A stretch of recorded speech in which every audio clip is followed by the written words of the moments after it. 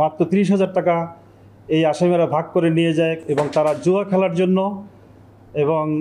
মাদক সেবনের জন্য এটা করে। সিলন ফ্যামিলি ব্লেন্ডের কড়ালিকার আর সতেজ স্বাদের পারফেক্ট ব্লেন্ডে স্বপ্নেরা মেলুক টানা। মূলত এই ঘটনাটা অমি,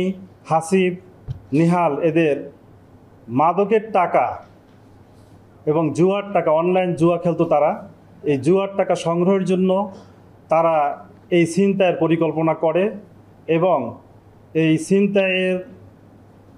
পরিকল্পনার একটা পর্যায়ে সহজ সরল এবং এই যে ভিকটিম রবিউল তাকে তারা চিনতো। প্রথমেই তারা টার্গেট করে রবিউলের এইটা ছিনতাই করলে ও সহজ ছেলে, সরল ছেলে, ওরা একটা জায়গায় নিয়ে ওকে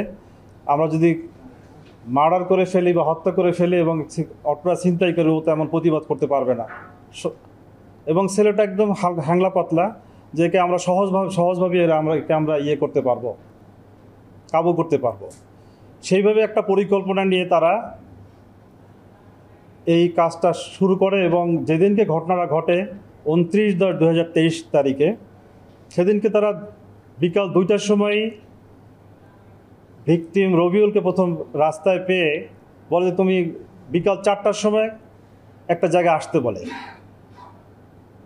একজন আসামি বাড়ির সামনে আসতে বলে যে ওইখানে আসবা, আমরা বিকাল 4টা একটু ঘুরতে যাব বন্ধুবান্ধব নিয়ে। ঠিক সেই অনুযায়ী ভিকটিম ওখানে 4টার সময় যায় এবং ভিকটিমকে নিয়ে আসামিরা বিভিন্ন জায়গায় ঘোরাফেরা করে। একটা পর্যায়ে নির্জন একটা রোডে নিয়ে যায়, সাতপাকিয়া, যেখানে যে পয়েন্টটায় তাকে হত্যা করা হয়েছে সেই এলাকায় নিয়ে যাওয়ার পর ওখানেও তারা কিছুক্ষণ আড্ডা দেয়, কথাবার্তা বলে এবং একটা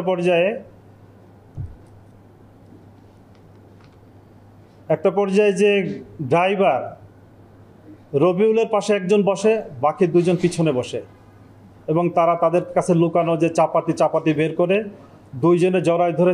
জাপটে ধরে এবং একজন গলায় বেপরোয়াভাবে কুপিয়ে খুব অল্পক্ষণের মধ্যেই তাৎক্ষণিকভাবে সে মারা যায়, ভিকটিম মারা যায় এবং ভিকটিম মারা যাওয়ার পরপরই তাকে পাশেই ধান খেতে ফেলে দিয়ে তারা গাড়িটা ছিনতাই করে নিয়ে যায়। এই মামলায় আমরা 3জন কিলার ছিল এবং আমরা 2জনকে 164 করিয়েছি, গ্রেপ্তার করেছি এবং 164 করিয়েছি এবং অন্যান্য ক্রয় বিক্রয়, কালার করা এবং মডেল চেঞ্জ করার জন্য যারা কাজ করেছে, সংরক্ষণ করেছে, তাদেরকে মোট 5 জনে আমরা 164 হয়েছে এবং এই গাড়িটা 30,000 টাকায়, মাত্র 30,000 টাকায় বিক্রি হয় এবং এই মাত্র 30,000 টাকা এই আসামিরা ভাগ করে নিয়ে যায় এবং তারা জুয়া খেলার জন্য এবং মাদক সেবনের জন্য এটা করে। এটা তারা আমাদের কাছে স্বীকার করেছে। অত্যন্ত দুঃখজনকভাবে এটা বলতে হয় যে আমরা বিশেষ করে আমাদের অভিভাবক মহলকে বলতে চাই যে তাদের এই উঠতি বয়সের সন্তানেরা কোথায় যায়, তাদের বন্ধুবান্ধব কারা, তারা কাদের সাথে মেশে,